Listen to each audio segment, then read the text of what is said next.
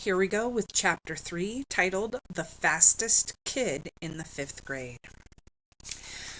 Jess didn't see Leslie Burke again, except from a distance, until the first day of school, the following Tuesday, when Mr. Turner brought her down to Mrs. Meyer's 5th grade class at Lark Creek Elementary.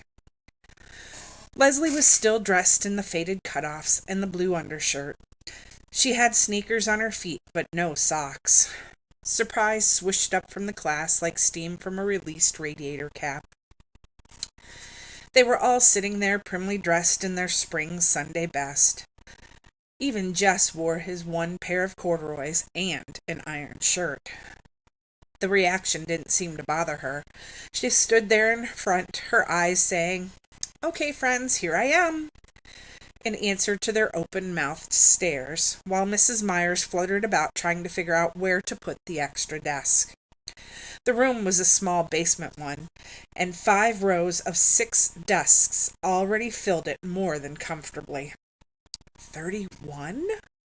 Mrs. Myers kept mumbling over her double chin. 31?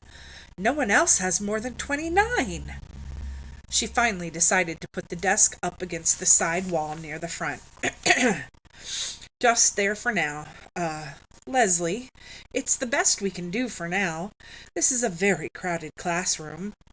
She swung a pointed glance at Mr. Turner's retreating form.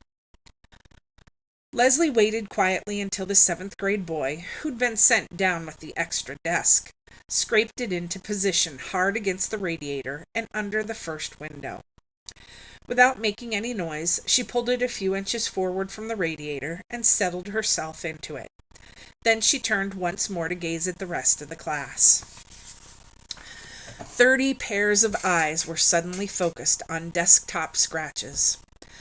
Jess ran his forefinger around the heart with 2 pairs of initials, BR plus SK, trying to figure out whose desk he had inherited. Probably Sally Koch's. Girls did more of the heart stuff in 5th grade than boys did. Besides, BR must be Billy Rudd, and Billy was known to favor Myrna Hauser last spring. Of course, these initials might have been here longer than that, in which case... "Jessie Aarons, Bobby Greggs, pass out the arithmetic books, please." On the last word, Mrs. Myers flashed her famous first day of school smile. It was said in the upper grades that Mrs. Myers had never been seen to smile except on the first and the last day of school. Jess roused himself and went to the front. As he passed Leslie's desk, she grinned and rippled her fingers low in a kind of wave. He jerked a nod. He couldn't help feeling sorry for her. It must be embarrassing to sit in front when you find yourself dressed funny on the first day of school. And you don't know anybody. He slapped the books down as Mrs. Myers directed. Gary Fulcher grabbed his arm as he went by. "Gonna run today?" Jess nodded. Gary smirked. "He thinks he can beat me, the dumbhead." At the thought, something jiggled inside Jess. He knew he was better than he had been last spring. Fulcher might think he was going to be the best, now that Wayne Pettis was in 6th grade, but he, Jess, planned to give old Fulcher a little surprise come noon. It was as though he had swallowed grasshoppers. He could hardly wait. Mrs. Myers handed out books almost as though she were the President of the United States, dragging the distribution process out in senseless signings and ceremonies. It occurred to Jess that she, too, wished to postpone regular school as long as possible. When it wasn't his turn to pass out books, Jess sneaked out a piece of notebook paper and drew. He was toying with the idea of doing a whole book of drawings. He ought to choose one chief character and do a story about it. He scribbled several animals and tried to think of a name. A good title would get him started. The Haunted Hippo. He liked the ring of it. Herbie the Haunted Hippo. Even better. The Case of the Crooked Crocodile. Not too bad. "What you drawing?" Gary Fulcher was leaning way over his desk. Jess covered the page with his arm. "Nothing." "Aw, come on, let me see." Jess shook his head. Gary reached down and tried to pull Jess's hand away from the paper. "The case of the crooked—" "Come on, Jess," he whispered hoarsely. "I ain't gonna hurt nothing." He yanked at Jess's thumb. Jess put both arms over the paper and brought his sneaker heel crashing down on Gary Fulcher's toe. "You!" "Boys!" Mrs. Myers' face had lost its lemon pie smile. "He stomped my toe." "Take your seat, Gary." "But he—" "Sit down. Jesse Aarons, one more peep from your direction and you can spend recess in here copying the dictionary." Jess's face was burning hot. He slid the notebook paper back under his desktop and put his head down. A whole year of this. 8 more years of this. He wasn't sure he could stand it. The children ate lunch at their desks. The county had been promising Lark Creek a lunchroom for 20 years, but there never seemed to be enough money. Jess had been so careful not to lose his recess time that even now he chewed his bologna sandwich with his lips tight shut and his eyes on the initialed heart. Around him, conversations buzzed. They were not supposed to talk during lunch, but it was the first day, and even Monster Mouth Myers shot fewer flames on the first day. "She's eating clabber." 2 seats up from where he sat, Mary Lou Peoples was at work being the snottiest girl in the 5th grade. "Yogurt, stupid. Don't you watch TV?" This from Wanda K. Moore, the snottiest girl, who sat immediately in front of Jess. Yuck. Lord, why couldn't they leave people in peace? Why shouldn't Leslie Burke eat anything she darn pleased? He forgot that he was trying to eat carefully and took a loud slurp of his milk. Wanda Moore turned around, all priss face. "Jesse Aarons, that noise is pure repulsive." He glared at her hard and gave another slurp. "You are disgusting." Bring! The recess bell. With a yelp, the boys were pushing for first place at the door. "The boys will all sit down." Oh, Lord. While the girls line up to go out to the playground. Ladies first. The boys quivered on the edges of their seats like moths fighting to be freed of cocoons. Would she never let them go? "All right, now if you boys—" They didn't give her a chance to change her mind. They were halfway to the end of the field before she could finish her sentence. The first 2 out began dragging their toes to make the finish line. The ground was rutted from past rains, but had hardened in the late summer drought, so they had to give up on sneaker toes and draw the line with a stick. The 5th grade boys, bursting with new importance, ordered the 4th grade boys this way and that, while the smaller boys tried to include themselves without being conspicuous. "How many you guys gonna run?" Gary Fulcher demanded. Me, everyone yelled. "That's too many. No 1st, 2nd, or 3rd graders, except maybe the Butcher cousins and Timmy Vaughn. Rest of you will just be in the way." Shoulders sagged, but the little boys backed away obediently. "Okay, that leaves 26, 27... Stand still, man. 28... You get 28, Greg?" Fulcher asked Greg Williams, his shadow. "Right, man. 28. Okay, now, we'll have the eliminations like always. Count off by 4s. Then we'll run all the 1s together, then the 2s. We know! Everyone was impatient with Gary, who was trying for all the world to sound like this year's Wayne Pettis. Jess was a 4, which suited him well enough. He was impatient to run, but he really didn't mind having a chance to see how the others were doing since spring. Fulcher was a 1, of course, having started everything with himself. Jess grinned at Fulcher's back and stuck his hands into the pockets of his corduroys, wriggling his right forefinger through the hole. Gary won the first heat easily and had plenty of breath left to boss the organizing of the second. A few of the younger boys drifted off to play King of the Mountain on the slope between the upper and lower fields. Out of the corner of his eye, Jess saw someone coming down from the upper field. He turned his back and pretended to concentrate on Fulcher's high-pitched commands. "Hi!" Leslie Burke had come up behind him. He shifted slightly away. "Huh. Aren't you running?" "Later." Maybe if he didn't look at her, she would go back to the upper field where she belonged.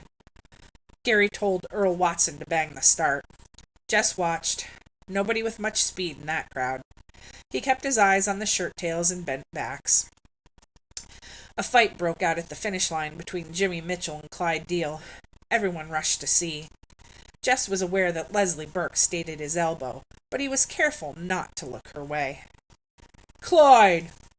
Gary Fulcher made his declaration. "It was Clyde." "It was a tie, Fulcher," a fourth grader protested. "I was standing right here." "Clyde Deal." Jimmy Mitchell's jaw was set. "I won, Fulcher. You couldn't even see from way back there." "It was Deal." Gary ignored the protests. "We're wasting time. All the threes line up, right now." Jimmy's fists went up. "Ain't fair, Fulcher." Gary turned his back and headed for the starting line. "Oh, let 'em both run in the finals. What's it gonna hurt?" Jess said loudly. Gary stopped walking and wheeled to face him. Fulcher glared first at Jess and then at Leslie Burke. "Next thing," he said, his voice dripping with sarcasm, "next thing you're going to want to let some girl run." Jess's face went hot. "Sure," he said recklessly. "Why not?" He turned deliberately towards Leslie. "Want to run?" he asked her. "Sure." She was grinning. "Why not?" "You ain't scared to let a girl race, are ya, Fulcher?" For a minute he thought Gary was going to sock him, and he stiffened. He mustn't let Fulcher suspect that he was scared of a little belt in the mouth. But instead Gary broke into a trot and started bossing the threes into line for their heat. "You can run with the fours, Leslie."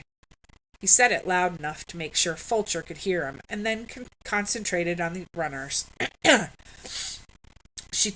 See, he told himself, you can stand up to a creep like Fulcher. No sweat.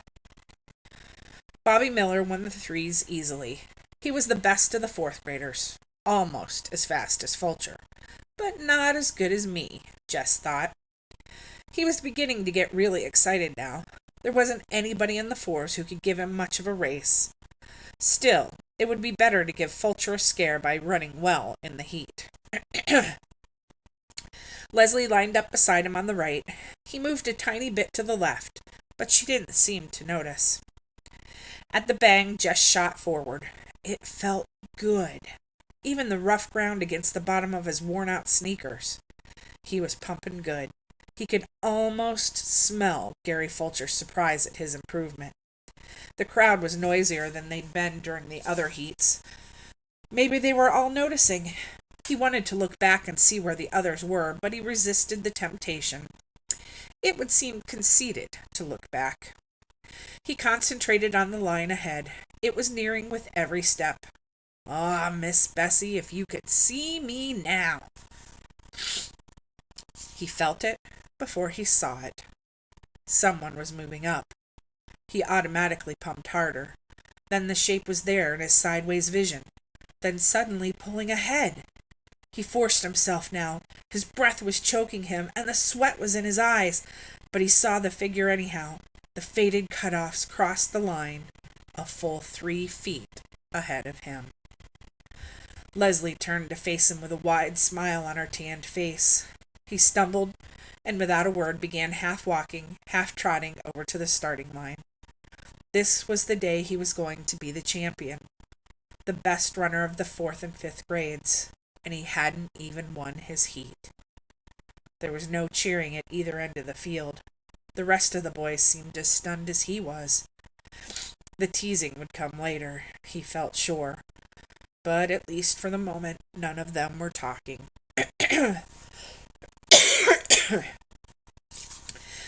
Okay, Fulcher took over. He tried to appear very much in charge. Okay, you guys, you can line up for the finals. He walked over to Leslie. Okay, now, you had your fun. You can run on up to the hopscotch now. But I won the heat, she said. Gary lowered his head like a bull. Girls aren't supposed to play on the lower field. Better get up there before one of the teachers sees you. I want to run, she said quietly. You already did. What's the matter, Fulcher? All Jess's anger was bubbling out. He couldn't seem to stop the flow. What's the matter, Fulcher? Scared to race her? Fulcher's fist went up, but Jess walked away from it. Fulcher would have to let her run now, he knew, and Fulcher did, angrily and grudgingly. She beat him. She came in first and turned her large, shining eyes on a bunch of dumb, sweating, mad faces. The bell rang. Jess started across the lower field, his hands still deep in his pockets. She caught up with him. He took his hands out and began to trot toward the hill. She got him into enough trouble. She speeded up and refused to be shaken off. Thanks, she said. Yeah, for what? He was thinking. You're the only kid in this whole darn school who's worth shooting. He wasn't sure. He thought her voice was quivering. But he wasn't going to start feeling sorry for her again. So, shoot me, he said. On the bus that afternoon, he did something he had never thought he would do. He sat down beside Maybelle. It was the only way he could make sure that he wouldn't have Leslie plunking herself down beside him. Lord, the girl had no notion of what you did and didn't do. He stared out the window, but he knew she had come and was sitting across the aisle from them. He heard her say, Jess, once, but the bus was noisy enough that he could pretend he hadn't heard. When they came to the stop, he grabbed Maybelle's hand and dragged her off, conscious that Leslie was right behind them. But she didn't try to speak to him again, nor did she follow them. She just took off running to the old Perkins place. He couldn't help turning to watch. She ran as though it was her nature. It reminded him of the flight of wild ducks in the autumn. So smooth. The word beautiful came to his mind, but he shook it away and hurried up towards the house. And that is the end of Chapter 3.